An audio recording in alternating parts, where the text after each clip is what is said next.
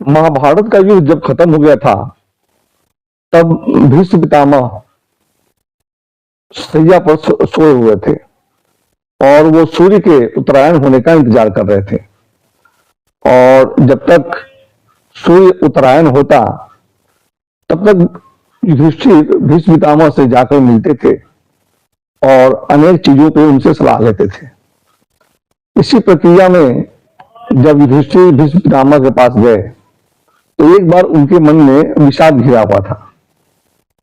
उनके मन में इस बात का दुख था कि उनके कारण ही उनके पूरे वंश का नाश हो गया है। और भीष्म पितामह मृत्यु शैया पर लेटे हुए हैं और जाके अपनी इस बात को भीष्म पितामह से वो कहते भी हैं। भीष्म पितामह से कहते हैं कि ये सारे मेरे ही द्वारा राज्य की अभिलाषा थी, मेरे ही मन में ये जो कर्म उपजे हुए थे, उस कारण से ये मेरे पूरे के पूरे कुरु वंश का नाश हो गया है और आप भी मृत्यु शैया पर लेटे हुए हैं। तो इन कारण से जो युधिष्ठिर हैं वो अपराध भाव से ग्रस्त हैं और अपराध भाव से ग्रस्त होकर जाकर भीष्म पितामह से मिलते हैं। भीष्म पितामह समझ गए थे, तो भीष्म पितामह ने युधिष्ठिर के मन में जो अपराध भाव आया हुआ था, उसको दूर करने के लिए एक गौतमी नामक ब्राह्मणी की कहानी सुनाई। और इस कहानी से जो युधिष्ठिर के मन में अपराध भाव आता है, उसको दूर करने की कोशिश की। तो कहानी ऐसे है कि एक गौतमी नाम की ब्राह्मणी थी और उसका एक पुत्र था।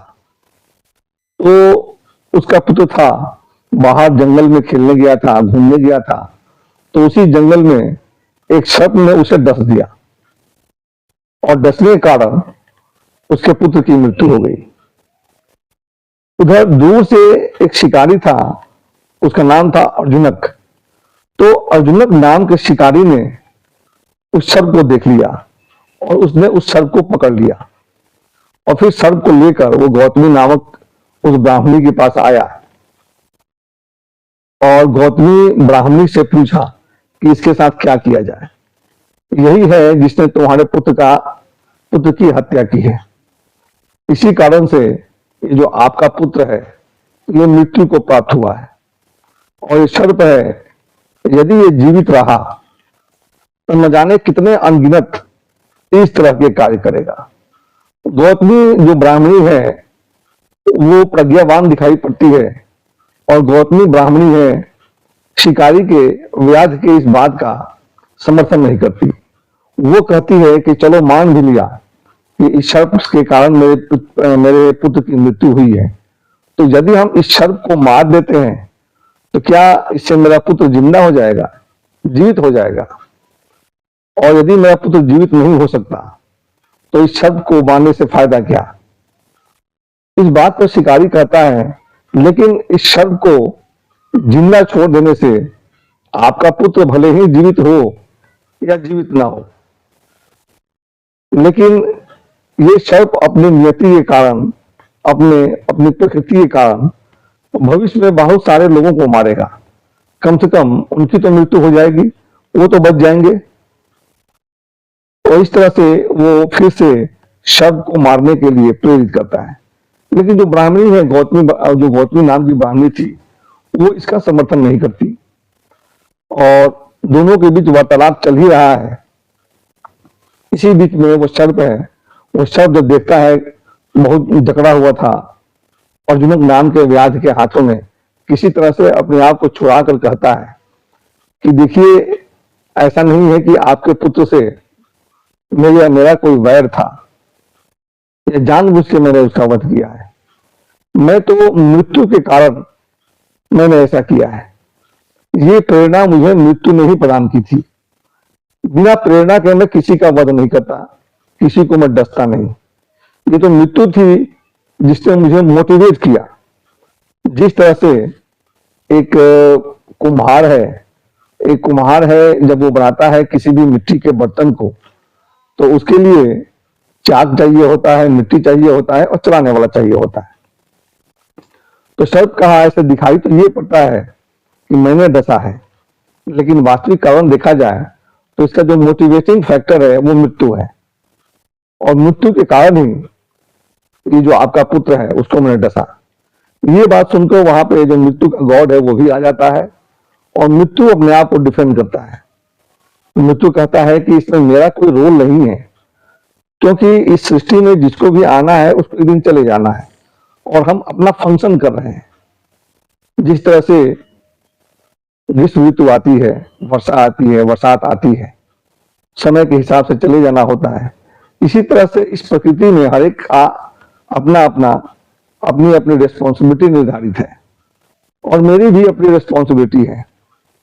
ऐसा नहीं है कि मैं जानबूझ के आपके बच्चे को वध करने के लिए कहा या मृत्यु को मैंने मोटिवेट करने के लिए मैंने प्रेरणा दी। ये अपने आप होने वाली घटनाओं में से एक घटना है, इसमें मेरा कोई भी रोल नहीं है। तो जब इस तरह की बातें चल रही हैं और दोष और प्रत्यारोपण की बात चल रही है, तो वहां पे जो काल है, पहले हम शुरू में देख रहे हैं कि ये जो सांप है, सांप अपने रिस्पॉन्सिबिलिटी को हटा के मृत्यु पर शिफ्ट करता है। फिर मृत्यु है वो अपनी रिस्पॉन्सिबिलिटी को हटा के काल पे यानी कि टाइम पे शिफ्ट करता है। तो इन वार्तालाप में जो चेन ऑफ रिएक्शन चल रहे हैं, चेन ऑफ एक्शन चल रहे हैं, यहाँ पे काल आके एक्सप्लेन करता है कि हम अपने आप कुछ नहीं करते। ये जो भी घटनाएं घट रही हैं इसमें हम कुछ नहीं करते।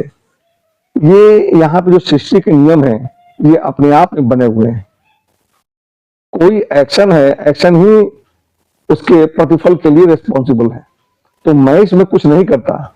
जो एक व्यक्ति जो कर्म करता है, कर्म के कारण उसके रिजल्ट आते हैं और उसके चॉइस ऑफ जो कर्म है वही रिस्पॉन्सिबल होते हैं कि किस प्रकार का उसको फल मिलता है। और इस तरह से काल कहता है कि यहाँ पे एक किसी चीज को रिस्पॉन्सिबल ठहराना उचित नहीं है।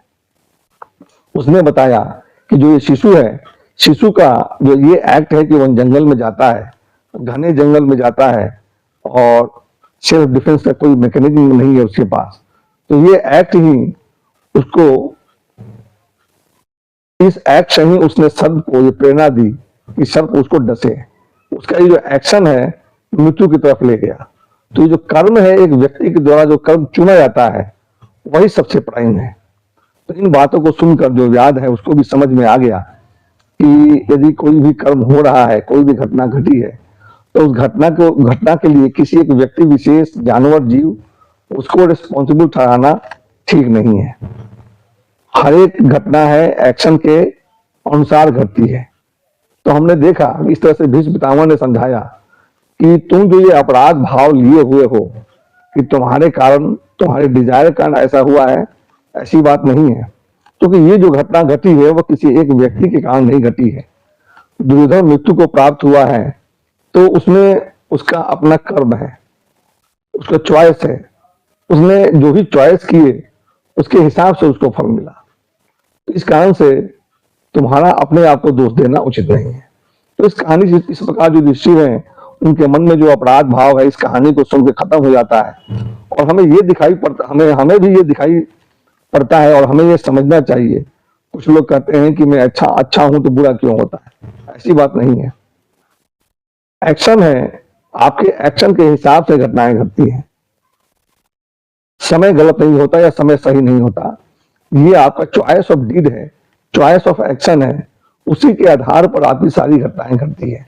इस कहानी में हमने देखा कि जो शिकारी है वो शुरू में सर्प को दोषी ठहराता है, सर्प रिस्पॉन्सिबिलिटी झाड़ता है मृत्यु पे और मृत्यु फिर काल पे। अंत में जो काल है, जो समय का देवता है, वो आके जो एक्सप्लेन करता है कि ये जो कर्म है, एक्शन है, जो लॉ ऑफ एक्शन है, that is the most important thing. मतलब जो सबसे महत्वपूर्ण है वो आपका कर्म है। आप किस तरह के कर्म